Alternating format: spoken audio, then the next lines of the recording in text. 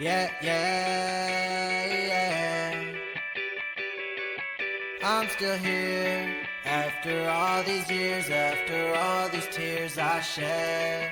I'm still here and I'm walking this earth like I should be. There was days that I didn't know if I would be. Yeah, yeah.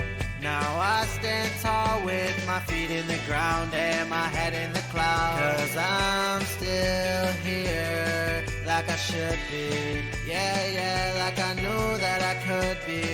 Here we go, here we go.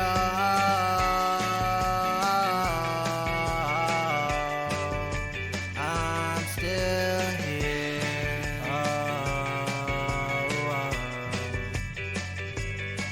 I'm here.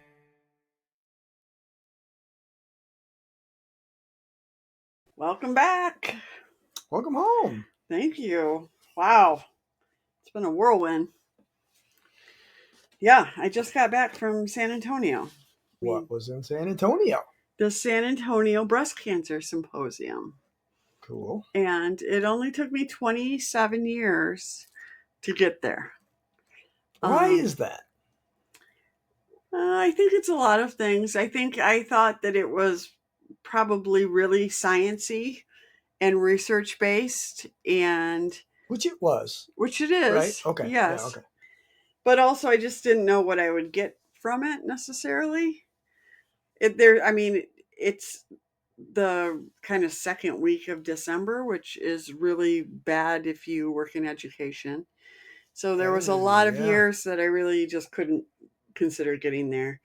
The conference technically starts on Tuesday morning, and then it goes through the rest of the week. And what I found out was that really there's a lot of pre-events. So ideally you should get there Sunday night or Monday and kind of hop right in. So that would mean taking a whole week off of work for Gotcha. a lot of people. Is that the only reason? Well, and also I didn't know how to get there. I didn't realize that there were groups that did sponsorships. And Gotcha. I, thank you, social media, came across a group called Twisted Pink, and they're in Louisville, Kentucky. And Caroline is amazing, the founder of that. And I applied for a scholarship and I got it. And it was wonderful. I mean, not just it was so just being able to be a part of this. And I went as a patient advocate. The thing that's really, I mean, there's a lot of things that are really cool about the symposium, but literally every session has a patient advocate on the panel. So there's a Are every session panels? Yeah.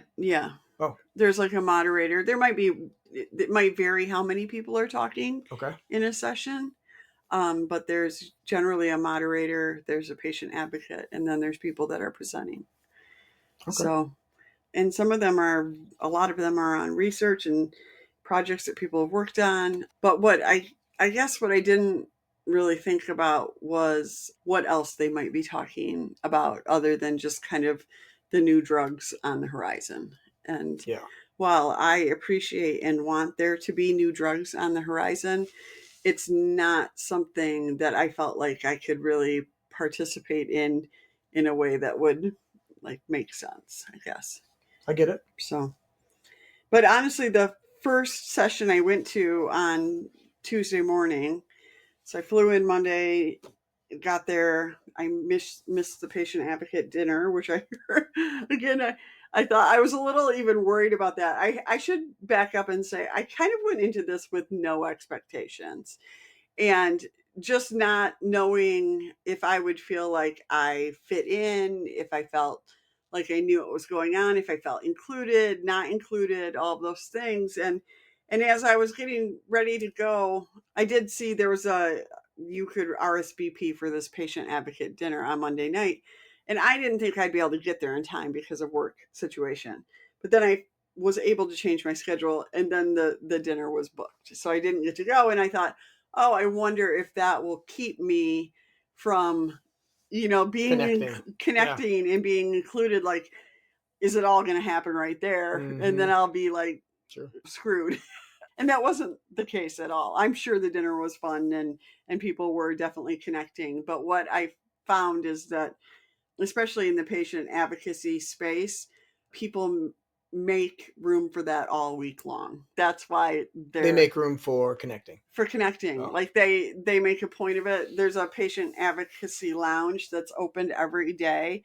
There's meals served in there, but it really is just a space for people to be able to talk about why they're there and what they're there for and who they're with. And so give us an idea of like how many patient advocates are we talking about? Yeah, so the conference overall is about 10,000 people in attendance, and that's everybody. That's doctors, but it's researchers, it's drug developers, it's pharmaceuticals, and there's about 500 patient advocates there. Oh. So that's a big number. That's a big number. And so yeah, they're from everywhere.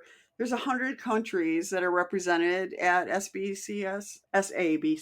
But like I think it was day one, I met Runsi, who is from Nigeria, and he's talking about what cancer looks like there. And he's a patient? He's not a patient. Oh. He is an advocate, though. He's always been an advocate. Okay. Yeah. And I should say that too. Not every advocate is a patient. Okay. A lot of them are, but I would say not all of them are. Mm-hmm. But yeah, literally my first lunch, I sat with him and a woman who is in Hawaii, who runs, patient services in Hawaii. And again, those are two places where it looks a lot different, right? There's a lot of challenges, and access to care in different ways is an issue. But how cool is that? So to start. But going back to what I started to say at the very beginning, was the very first session that I went to was a session talking about the last 10 years and then the next 10 years by a group. It's called the ABC Global Alliance. And I actually brought home the little booklet about it because I was so happy to hear that they're talking about their goals for the next 10 years. And number one is to further improve survival in people with ABC, so advanced breast cancer, by doubling median overall survival. That's great.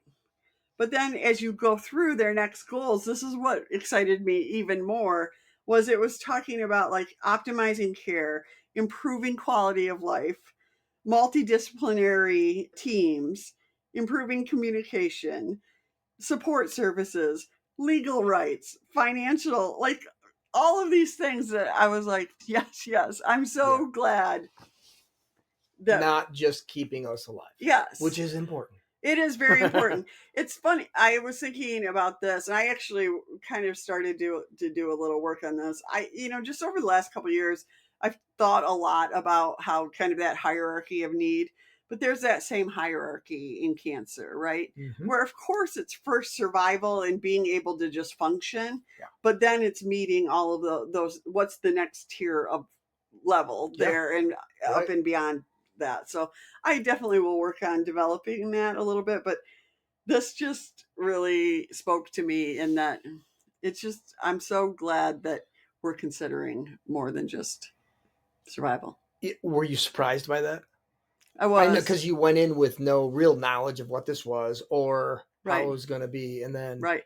I hadn't looked through the sessions a whole lot. I mean, and again, session names can be pretty intimidating, just like they, but yeah. So I was surprised by it. I thought there would be a lot more sessions, and I'm sure there are a fair amount of them. And literally, we tested this drug. This is how this drug did, or whatever, treatment for specific types of cancer, breast cancer, but. There were also sessions on GLP-1s in cancer, and on menopause in cancer, and fertility. And it's like, oh my goodness. As I was talking to people throughout the week, I kind of connected with a bunch of different people, but there was a group of metastatic women or women with metastasis, I guess you should say. Anyway, most of them were younger than me. And there was a constant talk about there needing to be more discussion about metastasis, people who are living with metastatic disease. But I also, as somebody who's been at this for so long, was so excited that there was talk of this at all.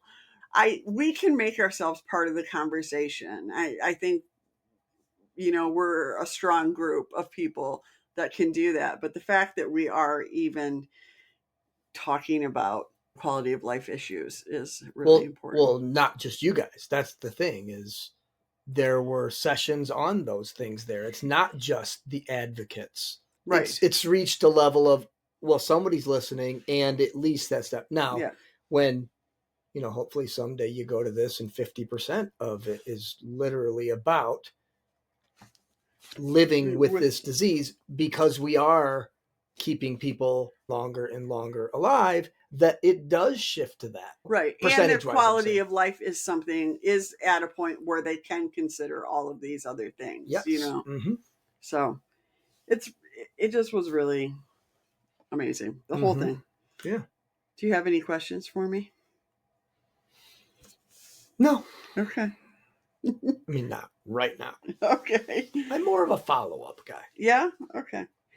One of another highlight for me was that my oncologist, Dr. Meriver, was there. And cool. You didn't know she was going? I did know she was going. Oh, okay. But I also thought, she's like, we could meet up or whatever. And I'm like, sure, of course. But I will say a couple things about it. One, her excitement of being in that space. That's her jam.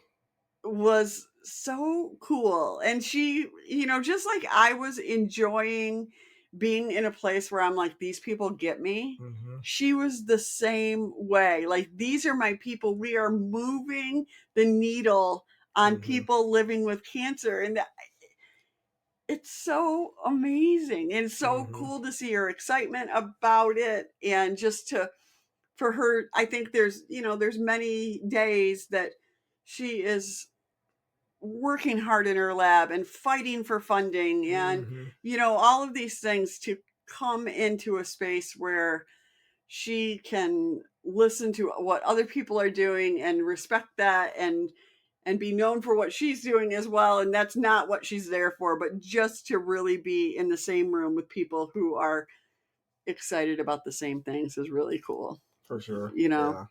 So you could see that just in your guys's little story you did, that kind of thing. You could see her excitement. And I followed her posts on social media too when she was there, and there was definitely she was geeking out about it, which is cool. And it's great to think that the people that are working really hard for us to be able to live longer and better are also kind of getting their cups filled. It's their life work too.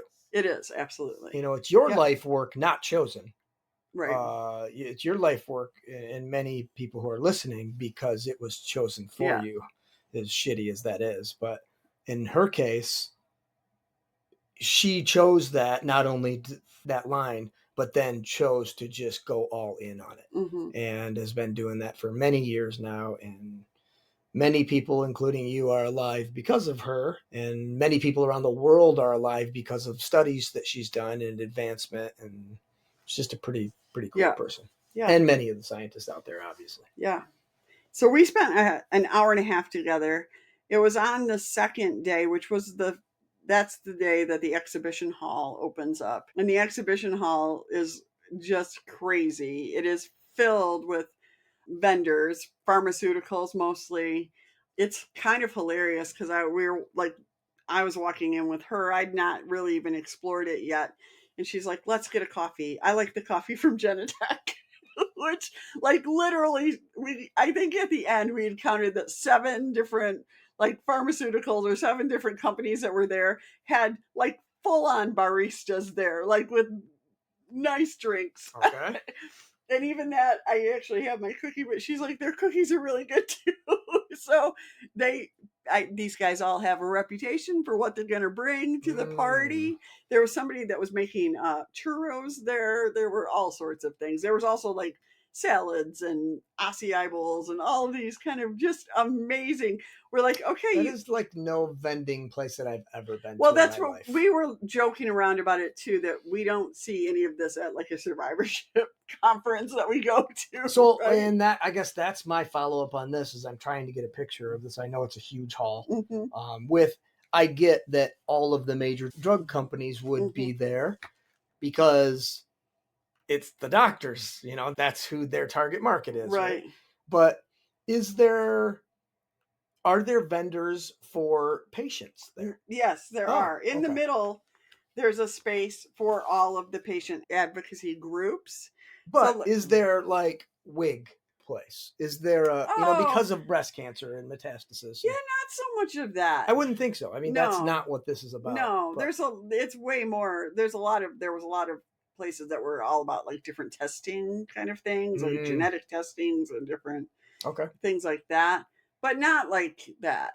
That would be more at a breast cancer. Yeah, at something or at a cancer center, kind of something where they were offering services to people with cancer. Okay. Yeah. No, it was a little bit of everything, but not that. Even you could even get your headshots done like for free, professional. Okay. It was really fun and cool. But so Dr. Briber and I grabbed a coffee and sat down and talked for an hour and a half. And we spent a lot of time talking about a lot of different things, but she then asked me to be a patient advocate in the next research project that she was doing.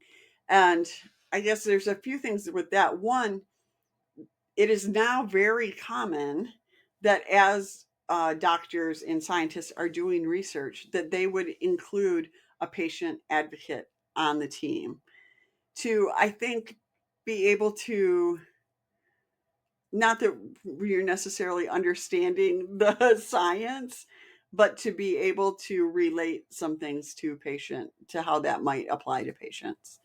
Okay. I thought that was really cool. And another thing that I thought was really cool, Dr. Mariah was talking about, this is actually a project for brain metastasis, which is not something that I have, I'm familiar with or whatever. Obviously, I know that is a spot that breast cancer goes, right? And I remember very well doing the testing for it and all that kind of stuff. But her lab looks at brain metastases, from more than just breast cancer. Because again, she's always kind of considering what the commonalities are. Do you remember even from like when we toured her lab, that's what, she has crossover with lung cancer, but she has a really large sampling of brain mets. And that's like the actual tissue, what that looks like. I know. I remember. Just those slices. Yeah. But so I would say like being a patient advocate in that way, like on a specific project like that, feels a little uncomfortable to me because I don't know, what. But it's also an honor. And I think she wouldn't have asked me to do something that I, can't do. Right. So I'm interested to see what that looks like moving forward. So. Yeah. But then also just really spending all this time with all of these other people, who have started amazing organizations and looking at all of the different organizations and saying, where do I align with them and how can my expertise and story help them and just, where do I it's kind of interesting because you've always been what do you call it? A young breast cancer. A young survivor. Yeah. Now, if you would just have gotten it right now, well, you wouldn't be labeled that. You wouldn't be classified that, right? You're not to that 60s, 70s where there are a lot of women that obviously get it there, but the majority, but you kind of are because it's when you did get it. Yeah, and actually I was talking to the executive director from Young Survivor Coalition. Okay. And she said that, you're always in that club because that's when you got it. That's when you got it. And because the issues that we talk about were super relatable to you, right? Sure. So now I'm just like the experienced one of that group. Yeah. But it was nice to kind of have that acknowledged, because I do understand that people look at me and go, what do you mean? You're just a middle-aged Right. woman with Right. cancer, right? It doesn't Mhm. look the same anymore. Right. But I also could see throughout my week that I had a different perspective to offer because I've been at this for so long, you Mhm. know? So that was really neat. Yeah. But yeah. And just overall, I mean, well, I guess if you're interested in attending, I think it's just really worthwhile. And there are groups that do scholarships. Mhm. So I would check out, the website for San Antonio Breast Cancer Symposium, but also just kind of start doing some Googling about, what organizations do that. I know I don't want to screw it up, but the Alamo breast cancer, the San Antonio, like Alamo, they have scholarships that they do. Twisted Pink did some scholarships, and I think will continue to. Um, there's a lot of different groups that do want to continue to increase patient advocacy and let people be a part of this. So, do you think this sparks patient advocacy for you? Is that a path that you're I interested think in? what it showed me was that I could be an advocate for the things that I care about, which are generally Right. more related to quality of life. That it doesn't have to be a brain mets project. I think and honestly, having been a part of it's probably been 5 years I've been on the Patient Family Advisory Council for the University of Michigan. That's what I was hoping would happen with that. That I would be able to really make change for patients in a set, For sure. and what I found is that that's probably not going to happen in that. And I think part of it is just because U of M's a big thing, and everything takes a lot of time. But I do think that I can have a voice in continuing to speak for people with metastatic disease, and why, why this stuff matters, and what we, yeah, I don't want to say what we need more of, but what, really is impacting us.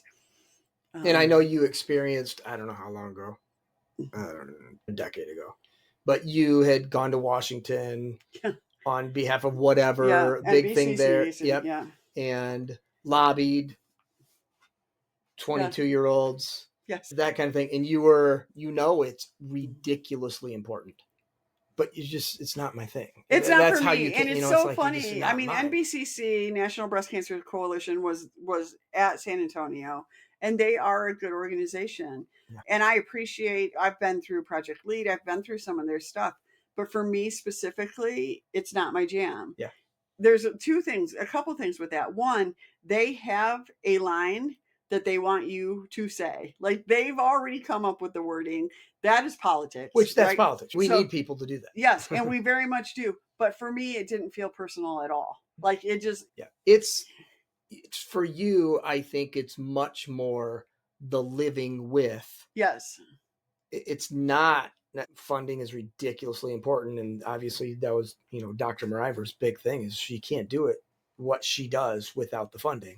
But for you specifically, I think it's much more about how can I live with this the best life possible. That's what I get from you. And that's why I don't know if it was the convention.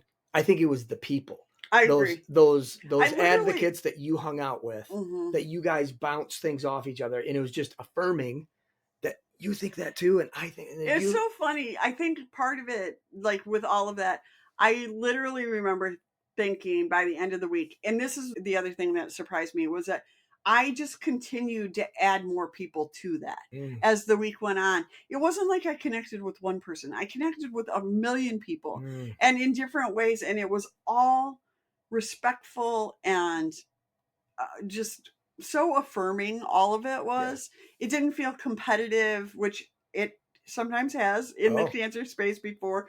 It didn't feel like any of that. It really just felt warm and true. I'm just wondering why, compared to a breast cancer convention, the more traditional one where it's patients coming there, it's survivors coming there, not doctors, not Yeah, yeah. researchers, not those, you've definitely shied away from those. They go on every year, multiple ones. Yeah. And you've never really shown any interest in attending those. I went to some of them early on, and Mhm. I think I was still such an anomaly at that time that it didn't feel right for me. Okay. And I think I've always struggled with, what do I have to give? What, Okay. you know, and is it worthwhile? Whereas I'll be honest, at this conference, I mean, I don't know how many times 27 years came up 100,000 times, and everybody celebrated it Yeah. in a great way, Yeah, rather it's than, still unfortunately a freakish thing. yeah. But it was really a positive experience in terms of, yeah, it didn't feel competitive, didn't feel any of those things. It felt like, okay, how can we work together so that, you know, maybe your story could help other people. Mhm. And that's ultimately what I've always wanted, without having to, I don't know, beat down the doors, I guess, to Right. do that. Right. Yeah. So do you think you will seek out some of those? I do. I Okay, do. good. Because I think I've made connections with the people that I feel like I needed Trust? to, and trust. I do. Yes. Yeah. I mean, I started this podcast because, again, I was like, I'm done waiting for people to call on me. I know I can help people who are living with metastatic disease. And, you know, and so how do we do that? And we do it this way, right? We put out a podcast where, when people are Googling in the middle of the night, maybe this will come up and they can find some episodes that help them get through. That is ultimately what my goal is, right? Is to continue to say, we're going to keep doing this together. We know it's not easy, and we know it's very unique. Like, it's very unique to live with metastatic disease, it feels like it, I guess, to me. It's a club that you don't want to be in, but you're in. Yeah. So. And even just kind of like, I just remember, like, a couple times throughout the week last week, going, like, these are my people. Like, the energy around it, the whole thing. There was some energy there, boy. Woo! And the other thing is that we were laughing because we're all exhausted. Because, like, who's more exhausted than people that live with metastatic? But it was like, go 100 miles an hour, but also like, oh my gosh, I'm so tired. Mhm. But then even just like walking in, I work today, and I'm just like, yeah, yay. This is not anything that's ever going to spark joy in me the way being around those, that group of people is. And I know it's kind of like, we've talked about the, like, I've been a summer camp counselor. When you're at conferences and things like that, you can't live on the top, like, of the mountain, right? The mountaintop moments or whatever. But man, can they be reaffirming and help you realize where you do want to put your time and energy. And this is a change for you. This is definitely a change. Yeah. In a good way, I think. That's good. Yeah. So, yeah. I mean, I think the other thing is that I just feel like at this point, like, I really can, I think there was some fear early on when I was trying to engage with these groups that I would get sick. 100%. I was leading to that earlier and you didn't go there. But Yeah. I can tell you right now, that was 100%. I didn't want to say, follow me, and then not have a good outcome. I get it. But which now is ridiculous. I do, because I needed anybody. I needed people. Well, it even goes against why you're still here. Like, you literally were told you were going to die and you were like, fuck you. You're just like, you literally ignored all that, yet you didn't want to be an imposter. Yes. Or be preaching something and be then thought of as, well, shit. Which a lot of people and have met a lot of people who have put it out there and then passed away. Yeah. And you don't think anything less of. I mean, No, you no, celebrate no. them. Yeah, no. It's Yeah, no, I've realized that all of our stories make this world a better place, Yeah. right? Mm-hmm. And the endings are not always the same. But whatever, yeah. At this point, I don't need to apologize or fear. I mean, it doesn't, if I don't live to be 80, it doesn't mean that what I have to say now isn't worthwhile. Yeah.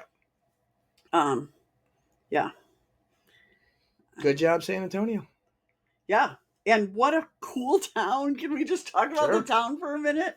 Oh my gosh. Like the one thing that I think is unique is that the convention center is right, like walking distance to the whole Riverwalk, which I feel like a lot of times convention centers are like 8 miles out of town, right. and you got to take a bus to get something or whatever. But this is completely walkable.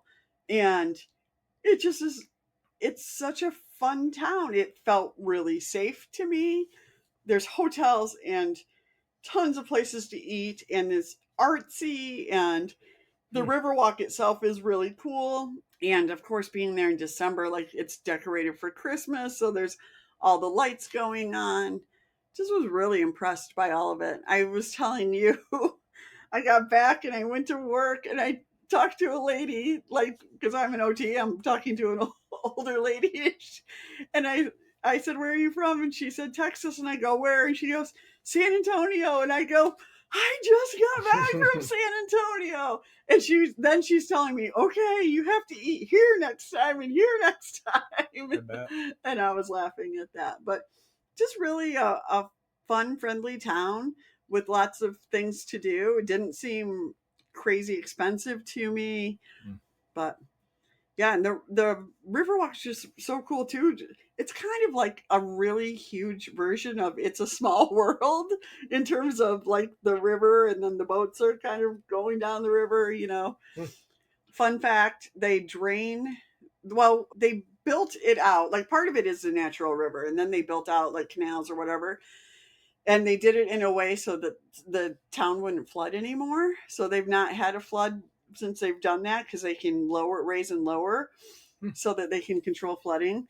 But they do lower and drain the parts of it every 2 years. And last time they did it, they found 3,500 phones, which is like. Well, it was on Instagram or whatever. This was a couple of years ago. The people who like talk the city into letting them dive, and they kind of get to keep everything that they, and one of the places they were at was San Antonio, and they would find a ton of those bikes.